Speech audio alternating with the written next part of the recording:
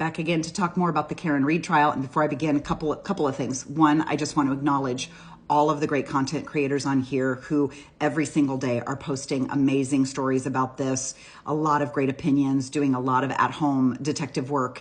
I've put their names up on the screen. I think all of these people are worthy of a follow, but there is one call to action. If there's one thing you do, I have a favor. I need you to go follow this content creator. Her name is Gooj, G-O-O-J. And she made a video the other day stating that she doesn't quite have enough followers to be in the creator fund, which I think is criminal, no pun intended. And if nothing else, you get to see these fantastic family trees. She's using pictures, like Jesus Christ, she's elevated this to such a professional level. And a lot of us rely very heavily on the news she's bringing us. So I really do think she deserves to be in the creator fund. So if you can, just go do her a solid and give her a follow. She's just a couple thousand away. I think she's going to get there. Please just take that as a call of action. Do me a solid. Today's topic is going to be reasonable doubt. And the reason we're going to talk about reasonable doubt is because, as we know in our country, everybody is innocent until proven guilty. And it is incumbent upon the Commonwealth of Massachusetts to prove beyond a reasonable doubt that Karen Read murdered John O'Keefe. And when Alan Jackson was saying he only thinks the defense will take about 4 days, keep in mind, he probably doesn't have to put up any defense if he doesn't feel like he needs to, because it's not his burden to prove she didn't do it. The state has to prove she did. And all they really need is one juror to hear all the evidence that we've seen so far. One juror just has to go, something doesn't add up, and have a little bit of reasonable doubt and have the courage to go in that room and argue it. Now, if you are somebody who still very much thinks that Karen Read could have done this, okay, that's fine. But I'm going to share with you today some things that caused me to have reasonable doubt. And here we go. For starters, it's that team search at 5 p.m. So we have the Canton PD show up at 6 something in the morning and do a cursory search of the area. Now, there's been a dead body, and a lot of their reports are saying that they feel like maybe he got in a fight. So they might not necessarily feel that this is it's not a murder investigation, right? Maybe he got in a fight and then he fell down drunk and no one realized he was out there. I don't know. But maybe they just didn't look as hard as they needed to. Okay, maybe. But then they call the staties in, and the state police come in at 9 something, led by Proctor. They come in and they do a search, and they take the things that they found. And at the time, we know there isn't any taillight found. There isn't any glass found. His shoe isn't found. His baseball cap isn't found. So they missed a lot of stuff, which is okay. I get it. It happens. And sometimes when you're in a murder investigation, you're looking over here when things are over there. We're going to pretend for a minute that mistakes happen. So it snowed and snowed and snowed. And all day long until it snowed almost 12 inches. And we're talking blustery, probably wind blowing, drifting snow.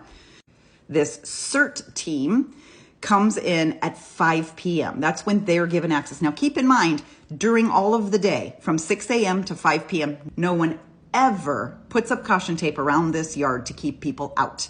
Anybody who's anybody can just walk right through this crime scene. They never isolate it or protect the scene. The 5 p.m. search team comes in and granted, they were using snow melters, they were using shovels, they were using all kinds of stuff. They took the search more out to the street because they had been told that this was probably a vehicular incident. So they go out and they're absolutely looking for taillight and whatever else is missing, glass and whatever's missing. So reasonable doubt already that 2 previous police units couldn't find the proof. It snowed 12 hours and then suddenly somebody else came in and went, here it is. That to me would be reasonable doubt. But don't even get me started on these red Solo cups. So I had said in an earlier video that Sergeant Lank, who by the way is a detective and I think previously an investigator, he collected blood evidence in red Solo cups. And my question is, maybe someone can answer this in the comments because I don't know, where did the red Solo cups come from? Does he just drive around with them in his car? Did they come from inside the house? Like where would those come from? And my question is, can he testify that those red Solo cups were in a sealed plastic sleeve? Like he opened them for the first time and used them? Because if they were open in his car, then there could have been all kinds of contaminants in those red Solo cups. Now, if he's in a pinch to collect evidence, bear with me here. He's a detective, investigator, blah, blah, blah. Wouldn't he have some sort of evidence collecting kit in his car? And if he didn't, bear with me, if he doesn't think the homeowners are involved in this at all, why couldn't he just go up and knock on the door and say, you got a couple of Ziploc bags? I got to collect some evidence. That would have been better than the red Solo cups because at least that's sealable and it could have protected the evidence from contaminants. Or I'm going to do you one further. Let's get really creative. They had a dog, which means they probably had dog poop bags. I would have scooped up the blood in a freaking dog poop bag and tied the knot and had it in a bag before I would have put it in red Solo cups. Call me silly. I am not somebody who keeps red Solo cups in my car. There are 2 times a year where you might catch me with red Solo cups in my car. Both of them are going to be returning from the grocery store, like coming fresh from the grocery store with a sleeve of red Solo cups because I'm hosting either a Super Bowl party or a 4th of July party. It's the only time you even catch me with red Solo cups. So why would this guy happen to have 6 of them in his car? And can we be guaranteed that they came fresh out of a sealed package and weren't loose in his car? That is all weird to me. And then to collect them and put them in a takeout bag that was wide open, no lids, no cover, no nothing to seal them.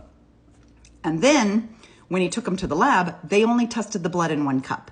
Because even though the woman who was put in charge of testing them, she thought the blood was the same in all 6 cups. Why would he gather 6 cups if it was all the same? He took it from different parts. How do you know there's not other mixed blood or DNA in there? And none of it ever got tested for DNA. She's saying that wasn't her job, but that's the point. Yep, it's blood. Thanks, lady. That's all we needed to know, but you only tested 1 cup and you didn't do half the testing we really needed to have done. There's a lot of talk today about the glass on the bumper.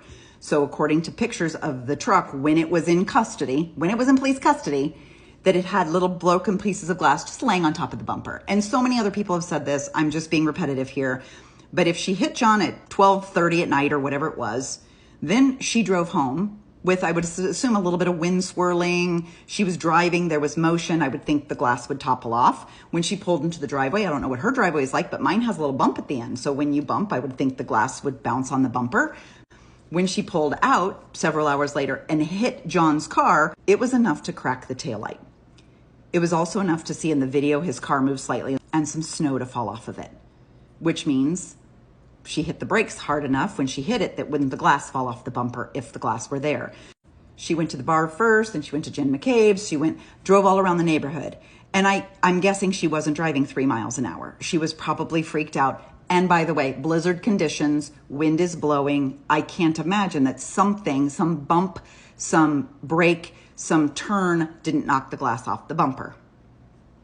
And then when they towed it, so the glass was on the bumper when it was in their police custody, but when they put it up, I guess they put it up on a flatbed. But even then, you go like this and you load it up. Wouldn't gravity force the glass to fall off the bumper? They keep saying the glass was embedded in the bumper, but the picture shows the glass, just shards of glass, just sitting, just like it was like laid down right on there. Just laid right down on there.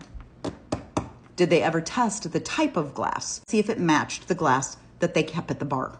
Like, that would have been an easy assessment to do, right? Glass is made by different manufacturers. Did they ever check the glass up against the bar glasses at the bar? I don't know. All of this to me is reasonable doubt. I've got one more video I need to make that talks about Jen McCabe, so come back for more.